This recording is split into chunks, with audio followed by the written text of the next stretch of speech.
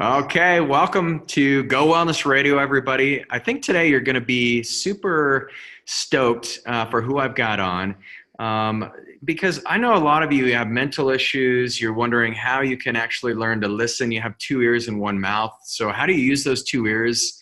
Also, I think one of the biggest gifts you can give yourself in life is being able to connect with others. And so that's one of the reasons we asked Aniesa on our show, and Aniesa Hanson is Yeah, here with us. thanks And for having me. yeah, she's all the way. She lives in Florida and it's sunny Uh-huh. there. It's snowy here. So welcome to the show, Anissa. Thank you. Enjoying this weather. It's actually really, really nice today, so I'm happy about that. What is it down there? What are you guys at? Like 60 degrees, 70? Yeah, but it was like 45 yesterday, so it's fickle. It's like 60 today. Who knows? Will be tomorrow. Maybe rainy and hot. Like you just never know.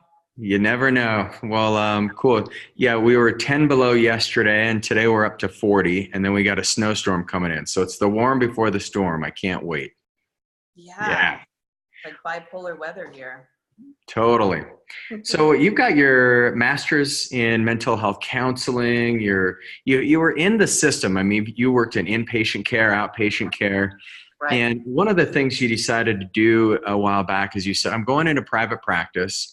And what was that turning point that made you decide to go into private practice and get out of the system? Yeah, I mean, it was a couple different things. I think, when you get out of school, in school, probably similar to a lot of other Western types of schooling, is that, we got the disease model, right? We got taught a lot of, you diagnose, this is what you do when you get this diagnosis and X, Y, and Z. And then when I started going into practice and implementing this, I was like, it just wasn't in line with what I saw as a good way to practice.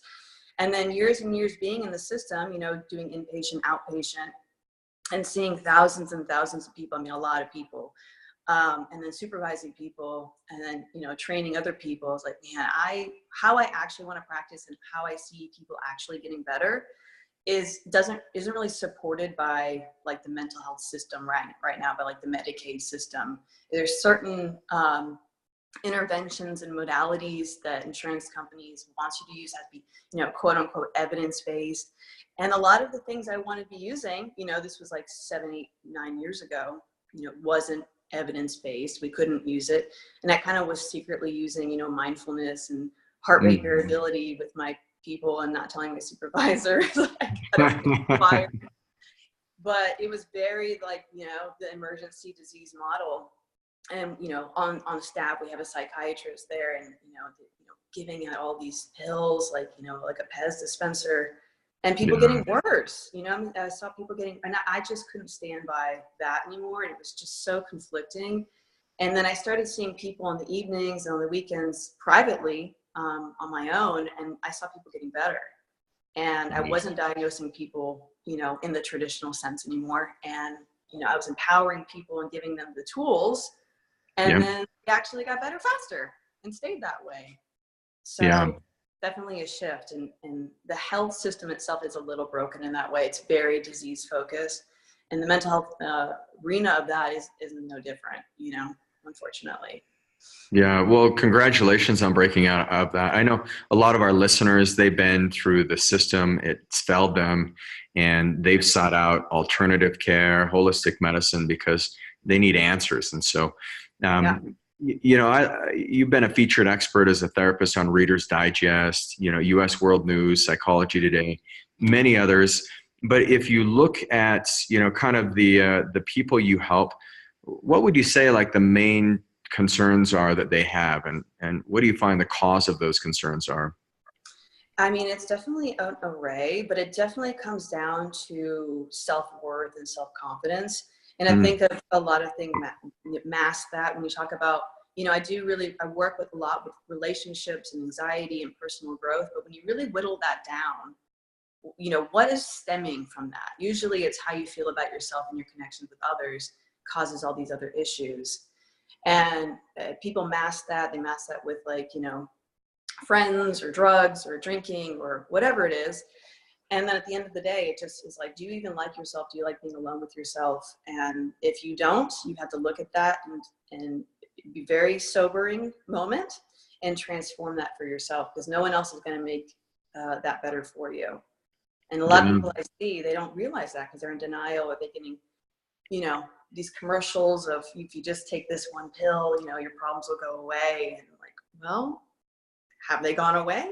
No, but you're on 6, 7 medications and you're still doing the same thing. You know, like, let's do something different. Let's switch it up, and let's try to get you off the medications, because I would never tell anybody not to take medications, but, you know, anxiety is a thought disorder, and, you know, Prozac doesn't make your thoughts go away, right? Mm-hmm. Sure. The thought, and then change what the meaning is, and the feeling with is connected to that thought, to live the life you want to live and let go of all that anxiety.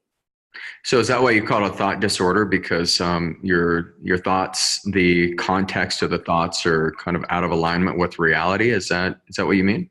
Well, when you think of reality, it's perception. So my reality is different than yours based on how we see the world and our perceptions, right? So, but if you're conflicted, right? So if your thoughts are not in line with the person you want to be, then we got a problem, and we got to fix that, right? Yeah. So that's a lot of the stuff. Most of the stuff I do with people is kind of realigning and then setting goals and then making that happen for you. Because a lot of people are just self-sabotaging themselves all the time and limiting their own self-growth, because somewhere in their brain, whether it's from childhood or a teacher or a mentor told them that this was good enough, and they just had to deal with it. Yeah. And so did you have your own struggle? I mean, is that what got you into this field? Oh, I mean, I just popped out really normal. No, I'm just kidding. As did I. I mean, I'm one of the most normal people I've ever. Like fully formed, you know, Yeah. like just weird. But yeah. In my past life, I like to call my past life, I was actually a dancer. I was a professional dancer, but I was always interested in psychology and very curious about the mind and my own personal growth. You know, at a very young age, I was always reading stuff and like analyzing people and stuff. But dance was my focus. You know, I started when I was 4 or 5 years old, and I dedicated my life to that. I've been performing professionally since I was about 10, 11. Wow. And then I went into dance companies, and then I got a scholarship for dance in college. And then I moved to LA after college to work with artists and perform and all that. And along the way, you know, dance was such a therapeutic process for me. But I lost the passion for it, and I got burnt out. And I woke up one day, you know, I was on the floor of my apartment, depressed, not wanting to leave. I was in a horrible dysfunctional relationship. I had a bad relationship with food. I had a bad relationship with myself. And it was kind of like a rock bottom. And I was like, what am I doing? I'm doing this thing, why? Because I'm good at it, but I hate it now. You know, a lot of pressure, a lot of mental pressure, a lot of physical pressure. You know, you got to show up to an audition with thousands of girls, like all going for this, you know, it's a lot of pressure. And I didn't realize how miserable I was until I woke up that day. And I made a shift. I was like, well, screw this. I'm going to move back to Florida. And I did my own personal growth journey. And, you know, I have my own demons from my family dynamics and my defense mechanisms and all that. So I had to address all that. And in that relationship, and then went into the field of psychology because I was always intrigued by it, and I always helped people. I was always drawn to a helping role in people's lives and being an objective ear. And you know, I remember being in like 5th or 6th grade, kind of being the therapist to my friends, and you know, it kind of just naturally was that role in my life. And then I was like, wow, I can do this for a living and help people. This is cool. And that's great. Yeah. Yeah, I've my therapist, I've seen him for at least 15 years now. And I tell all my patients, everybody I meet, I'm like, look, you have no problem hiring a physical trainer, personal trainer for your body. What about your brain? Like, our mind is so powerful. And if you don't have someone like questioning some of those belief systems that you've got, like it's critical. Like for my health, it's worth every penny I've spent. You know, it's a nice check-in. It really is. And it's so strange because it's so taboo still when you hear therapist or counselor. But, you know, this whole cultural shift with coaching now, you know, the last few years, it's really good. And there's kind of a downside to that too, because anybody can say they're a coach now. But it really shifted people getting help in a different way. And people are a lot more open to getting coached, which is a segue into therapy and counseling, right? Yeah. Because your belief systems are kind of who you are. And if you're not addressing that, and maybe it's something in your past and you're, avoiding it or pushing it down, like it's going to rear its ugly head. And you want to be in control when that happens. But people, but slowly it's happening. They're making it, Right. scared to talk about it anymore. Yeah. And I mean, my advice to everyone's always like, start looking at this thing before it gets out of control, because your brain can be a runaway train if you let it get to that space. And so just like your body, I mean, when you're 50 pounds overweight, that's when it's the hardest. Like, don't let your brain get so bogged down by negativity and the emotional baggage and just the shit of life. Work with a therapist, get it out. Actually, the abnormalities, we're all pretty much insane as humans. And so it feels really freeing to just admit that and be like, okay. I'll admit how crazy we are, because we are. It's like, it's okay, Yeah. It's addressing that and being vulnerable and open to that. And, the most successful people that, are doing life have therapists and have coaches and they're meant to do it on your own. And you need to have that objective ear sometimes to really call you on your, crap, because sometimes friends and family, they just distort it because they always have your back, or sometimes they don't want to confront you or be assertive with you, and you're not getting the real deal. Yeah. The enablement is huge. So I want to ask you a couple of questions. I mean, you have this whole process and it's called active listening. And I hear active listening. I'm like, I love that. I mean, we need more of that in our society, because one of the toughest things that we have is these smartphones, and they're buzzing. When we're trying to have a human to human conversation, all of a sudden I've got my phone buzzing with texts from all the people, in my life. But what is active importance or active listening, and how can you apply it to your day-to-day life? Did you notice my active listening when you were talking about that? I noticed you were just you really moved in closer to the screen. Yeah, right. I was nodding. It was very impressive. Thank you. I worked really hard at it. So active listening, I guess, to kind of narrow it down, is full body listening. Are you listening with your entire body, all 5 senses? Because if you're not really being active about it. Or if you're kind of just being passive and taking information in and out, or if you're being reactionary, right, waiting to respond, that's not being also active. So active means being completely attentive, eye contact, no distractions. Your body posture is open. You're not multitasking and doing a bunch of other stuff. You're not interjecting. You're not finishing someone's sentences. And you're actually allowing space in between that person sharing the information and then you responding back. A lot of people have a hard time with space in a conversation. Okay. And so how do you cultivate a skill like active listening? I see it as pretty deficient in our society today. Yeah. Well, when you think about it, I mean, no one is trained to be an active listener, which is sad. We're trained to, learn math and all this other stuff, but how come there isn't a class to learn how to communicate? It is the fundamental thing in life, and no one taught how to do it unless you pick it up from your parents or a teacher or something like that. You have to figure out by falling on your face or upsetting people so many times. And what if those people don't tell you? Then you just go through life fumbling around doing the same old crap.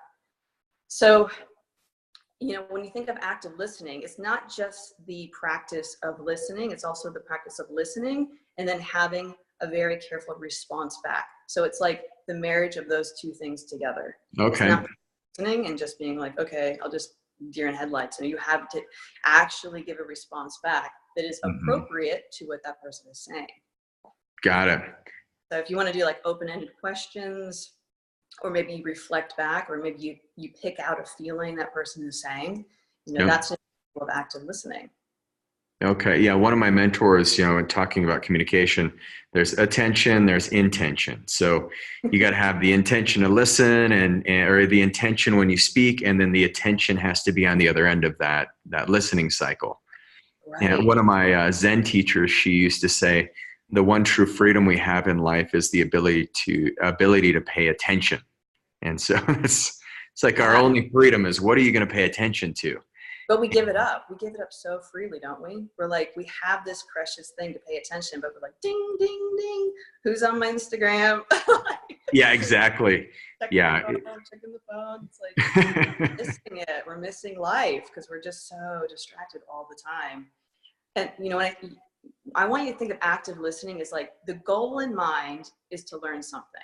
The goal in mind of that dialogue in front of you is to actually learn something from the words that are coming out of that person's mouth. Yep. If that's not your goal, then you're not actively listening. You're just waiting to respond. Mm-hmm. That's different. Love So them. for people that, maybe are listening or like, okay, that's nice. Maybe, open-ended questions, attentiveness, like that could be challenging. So here's some things not to do. If you could just narrow it down to some things just not to do, is put the phone away. If someone's talking to you and you're having a conversation with somebody else on the phone, what kind of message do you think it's sending that person? Totally devaluing anything they're saying. Yep. The relationship will crumble faster than you know it if you do that to somebody. Mm-hmm. Look elsewhere to look for reassurance, because that's what we do as people, right? To feel connected, we have to have that kind of active listening happening. The other thing is don't jump to conclusions and never finish someone's sentence. If you just be quiet, it's actually better than actually trying to finish someone's sentence. It's the worst thing you can do. What about the movie Ghost where he says, "But you complete me"? I mean, is that okay if it's like with your lover where you're just like so synchronized? So synchronized. But then it's like one of you has to be a ghost, and then that's just weird. Like, how does that how do you go out and stuff? That's gotta be hard. You look like you're like have schizophrenia. Yeah, well, you mentioned something. You said, put away the phone. And if I could just plug a little something in, like I think the EMFs that we're exposed to from our phones are creating this whole new wave of Oh yeah. diseases, neurological issues. And so do even better, put your phone on airplane mode, because every time that little buzz, even if you have it on like the silent mode, the little buzz that goes off is just like, it's a flash of EMFs, and then it's a distraction for you, and you can't pay attention when you're distracted, right? So It's kind of like that Pavlov's dog thing, because even there's an unconscious response happening, whether you are aware of it or not. That little like bell that goes off or whatever, it's like there's something unconsciously happening now that you don't even know you're checking it anymore. Mm-hmm. Yeah. Automatic. Yep. And at night, my husband and I, we put it on airplane mode. We put it far away. You don't want to put it like by our head while we're, I don't know what that thing is doing. Like, I don't know satellites or whatever. Right. Like, that's a pretty powerful machine to be have on my head while I'm sleeping. Like, I'm pretty sure that's probably not going to end well. Like, Newsflash. Yeah. In 10 years and be like, yeah, cell phones cause brain damage. Yeah, probably.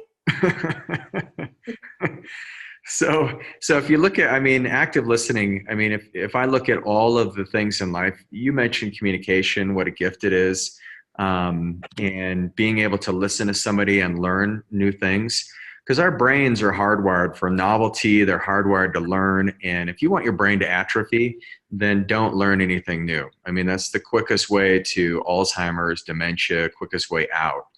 And so I think I see active listening as like one of these cool things that we can all do to really expand our connection with other people. And also like removing your head. You said active listening is not a head space. It's not just intellectual, but it's listening with your body.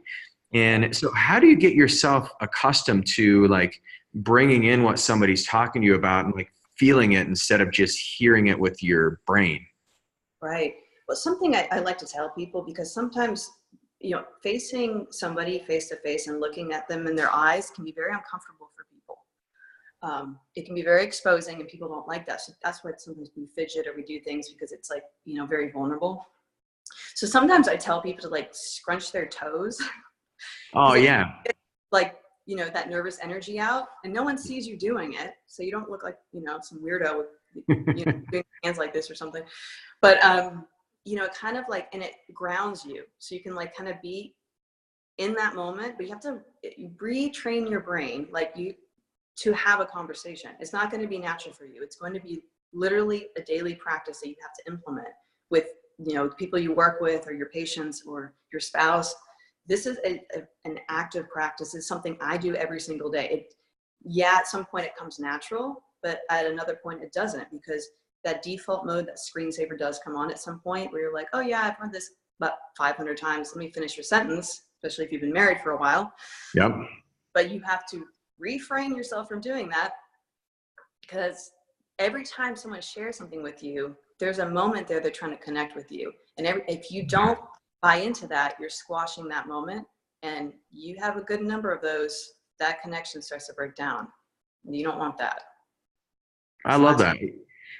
Yeah, it's almost like the truth is not like the words that are coming out of someone's mouth. The truth is that they're trying to connect with you by speaking with you.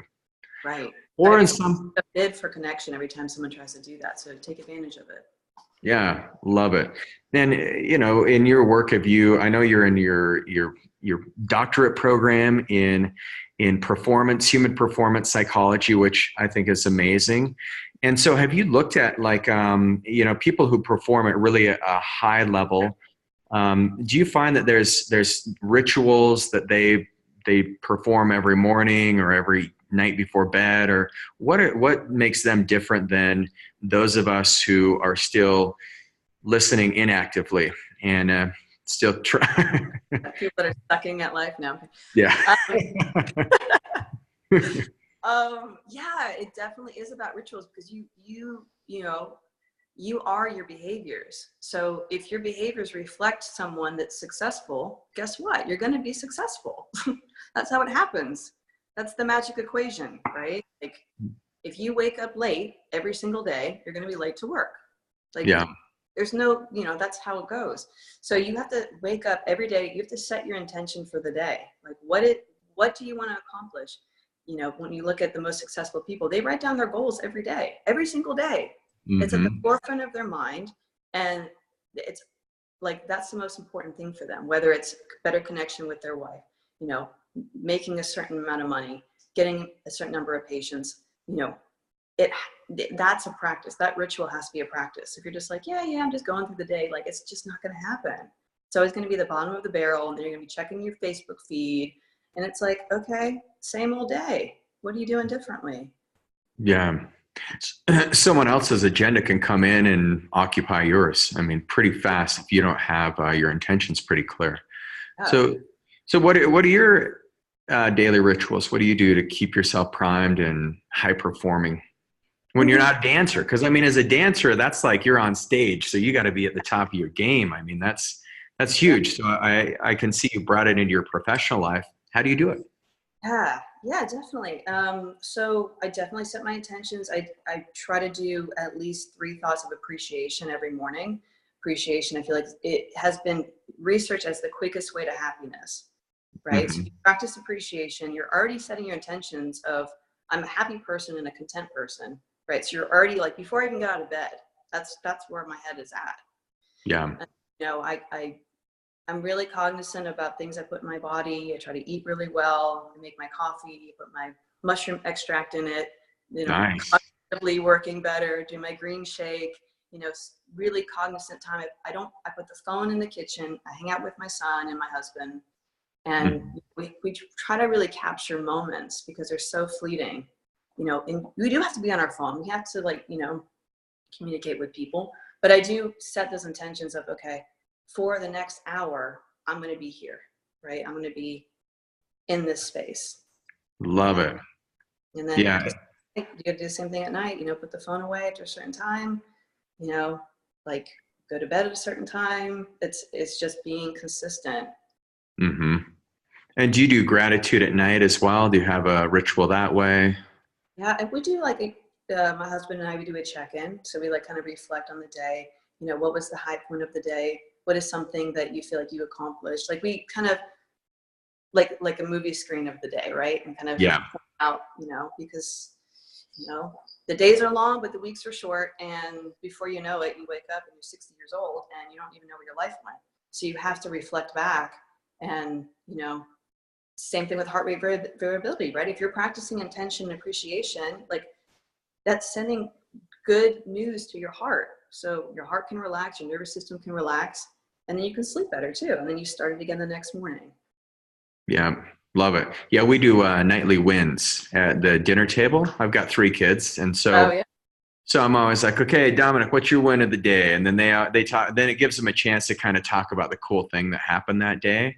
That's cool. And if they can't think of a win, then we always go, okay, what are you grateful for? And it just seems to help like create some intention around the family. Yeah, but you're setting life skills, because when they're 20, 30 years old, I'm guessing they're younger, right? Yeah. When they talk to their spouse or their kids, that's just going to be ingrained in them, right? They're just going to be like, they're not going to look at all the crappy things that happened that day, but like, what are the wins? And they're going to take that and apply it to the next day. And that's just Yeah. going to be like naturally occurring for them. Yeah, I find life gets, no matter how much that I've accomplished in my life, if I don't take a minute to actually reflect on it and celebrate, it feels like it's this never ending story. And you're like, I'm never going to finish anything. And then you look back and you're like, wow, I just completed so many things this year, but I forgot to celebrate. I forgot to pause. So yeah, I think it's a big And thing. that's a lot of people. And then you get in that rat race, and then before you know it, the feeling of hopelessness starts to sink in, and then helplessness, and then that overwhelming fog of kind of whatever depression is, and then the anxiety starts to raise up, and because you're not you're not checking the engine, you're just kind of going, and then Yeah. you're like your primary care doctor, and they're like, here, take this, and like now we've got a bigger problem. Now you got to now you want to now you're suicidal on top of everything else because you're taking who knows what. So it's like you really have to check in every single day, because if you don't, it will get away from you. Yeah, love it. So you studied a lot on emotional intelligence, and Mm-hmm. and I've read some interesting studies where the people with very high IQs typically have very low emotional, like the EQs, and so I'm not. I wish I had a high of either one of those. I'm working on that, but but if you Keep looked it up. at, Yeah. is that what I need to do? Chin up? I mean, maybe you could coach me What's on wrong with you? get your emotional intelligence up, Reagan. Yeah. But what would you say? Like, what is emotional intelligence, and what are some like ways that I could improve mine? I think it's a real important point. I'm a man, and so sometimes my wife's like, "You're not vulnerable with me," and I'm like, "The hell do you mean?" Like, I'm pissed off. I tell you when I'm mad. Yeah. But Yeah, it is. That's a good question, because emotional intelligence is more of like a newer concept, which is mhm. so important, right? It's like, why aren't we talking about emotional intelligence? It's like, okay, all these things are happening in the world, and we're not talking about emotions. Um, but kind of emotional intelligence is the ability to manage and understand your own feelings and the feelings of others. Okay, Probably let me skill. hold on. The ability to manage and understand your feelings and the feelings of others. That's kind of like the definition. Yeah, Okay, very cool. great reflection. Okay. Sorry, just wanted to be clear that I'm improving my emotional intelligence and listening. You were. That's actually a part of it. Good job. So there's actually kind of 4 pillars to emotional intelligence. So the first one is self-awareness. So kind of knowing who you are, understanding who you are. That's where self-confidence comes from also. So really knowing your feelings, what can identify your feelings, what do they look like, what does it feel like? So that's kind of like the first kind of pillar of that. The second one is self-management. So yeah, you can like identify the feelings, you know they are, but can you manage them when they come up? Hmm. And that one is really hard for a lot of people, because you get flooded with emotion, you get overwhelmed, and then you do that stupid thing, or you say that thing that you can't take back. So in those moments, what is your level, like your emotional intelligence with managing your own emotions? Wow. Very, very challenging for people. Or, they yell at people, or they like blow a gasket, and, I'm like, oh, okay, got to work on that. So the third one would be social awareness. So how you empathize with other people, right? Other groups of people, other people that have different Mhm. experiences than you. Maybe you haven't experienced it yourself, but you can kind of see yourself in their shoes and empathize.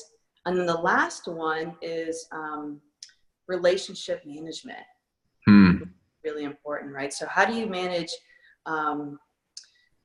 supervising people or mentoring people? You know, if you see a problem, do you fix it? Do you just kind of like, oh, it's not my responsibility and just let it go? And how do you kind of manage conflict in relationships? So based on those things, you can kind of gauge where your emotional intelligence is at and what category you need to work more at.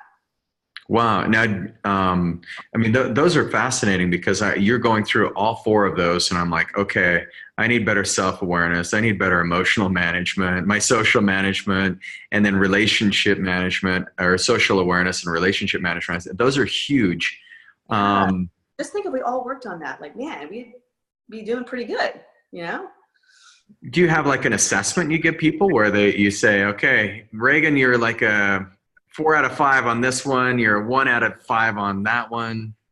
There is an inventory that you can do, but the thing with inventories, it's like taking an IQ test. You know, there's so much discrepancy on that, and it's like, okay, what does this number mean? And but I can kind of gauge generally of like, okay, you know, because there's patterns, right? Because how you are with your spouse is probably similar how you reactionary to your friends. So it's kind of like, okay, that is something that you need to focus on, or how you like respond to coworkers. It's all interrelated. And my job is to kind of find the root problem, and then we attack that and then work from there. Got it. Is actually a part of emotional intelligence, right? So in that relationship management, you know, how do you have conversations with people? How do you listen and give feedback and reflect back? And it's just so important. That's great. And if you look at relationship management, I mean, I've asked a few people this, but how many relationships can someone like really have, like in a healthy way? I mean, 100, 10? I mean, have you thought about that? Or Yeah, like you mean like romantic relationships or just any no, relationship? no, no, no. Not like polyamoring type of stuff. It's just Okay. how many like close relationships is a healthy? Because I could have relationships with 200 people if I could keep up on them, but that would be a full-time job, right? And so have you ever looked at what is a healthy amount of people to stay in contact with? No, I actually haven't like quantified a number, but I think anything more than you can count on one hand is, it becomes something has to be sacrificed, Mm-hmm. right? The attention you have to get, and it depends on the level that you want to connect with that person. Like, I can't connect with 5 different people like the way I connect with my husband and my son. Like, no, Right. I've decided I don't want to do that, because I'd just be running around with a crazy person. Yep. But okay, we have kind of close connections and put things in categories. But I think anything more than like 5 or 6 really close connections, like something, you're going to drop the ball. I mean, it's just so much work that goes into having a good relationship, and you have to be cognitively aware at all times of what you're saying, what's coming out of your mouth. It's too much. It's too much to do more than that, I think. Okay. Yeah, that's what I've noticed too. I find that, yeah, you have your core, and if you nurture those relationships, the funny thing about relationships is I find that you have those core relationships, those 5 or 6 people, my kids, my wife, and then like my brother's one of my close relationships, a couple of friends, and some of the people who work for me. But if I don't nurture those on a daily basis, they go sour so fast. But then I can have other contacts that are like outside of that inner circle that I can reach out to once a month or whatever, and we always go right back to where we were, and it's really magical. I love it.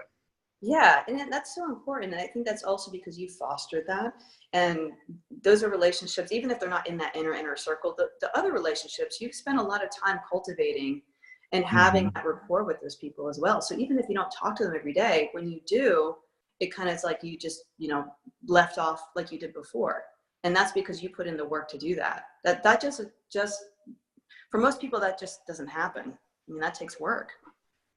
Yeah, those relationships are fun though. I mean, I love meeting people. This like just engaging with you is super fun. So Yeah, it is yeah, cool. so many cool people out there. But man, you've got a really unique methodology. So when people work with you, what does it look like?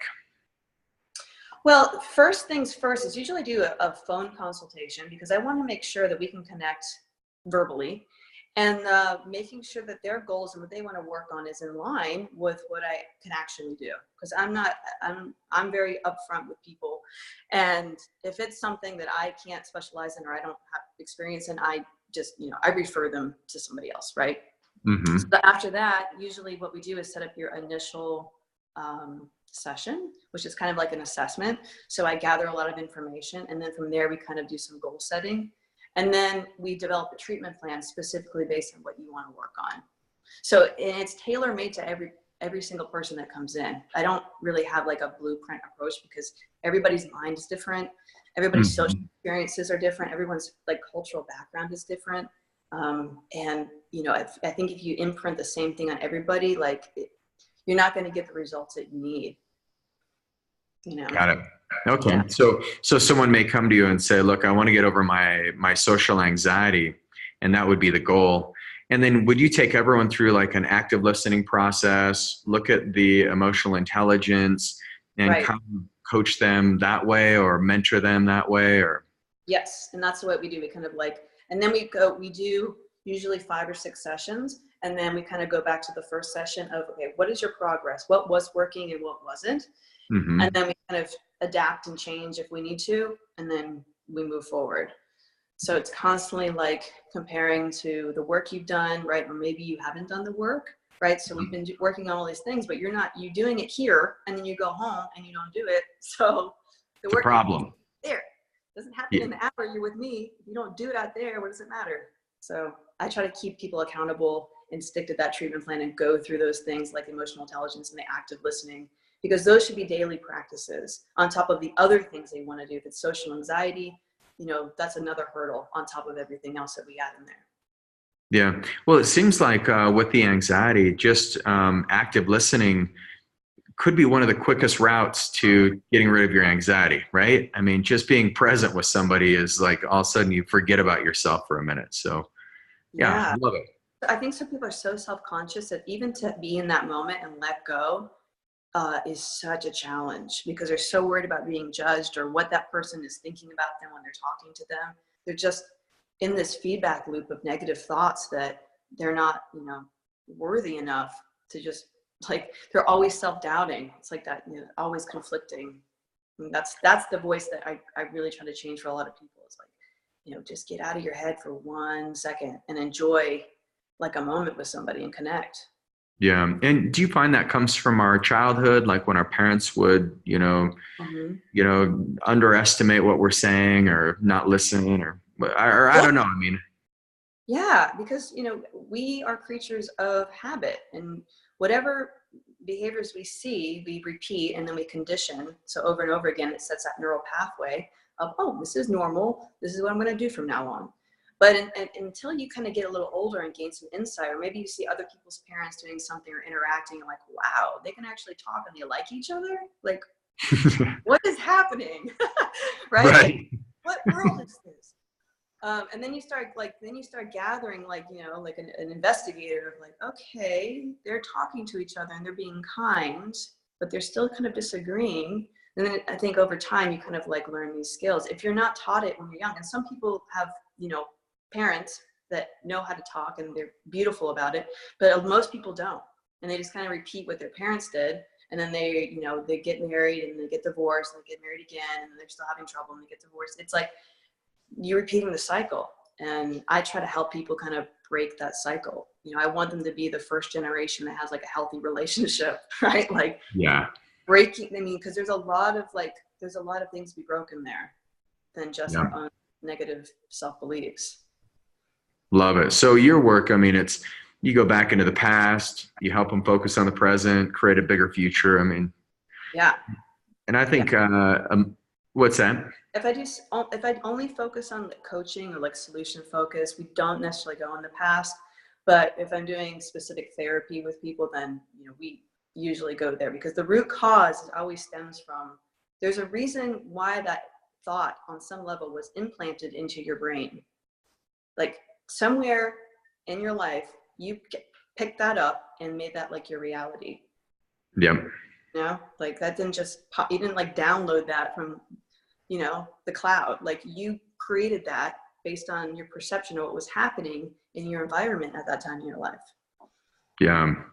Do you think in the future you'll put like a cyborg chip in your patients, and then I'll be like, okay, I've got a big event I'm going to do. Can you just coach me along as I as I'm Yeah, interacting? exactly. There's like that contact, it'd be like a therapy contact and be like, okay, are you looking at this person?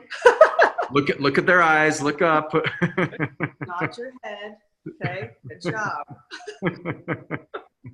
Great. I'll be your first patient. I think that sounds awesome.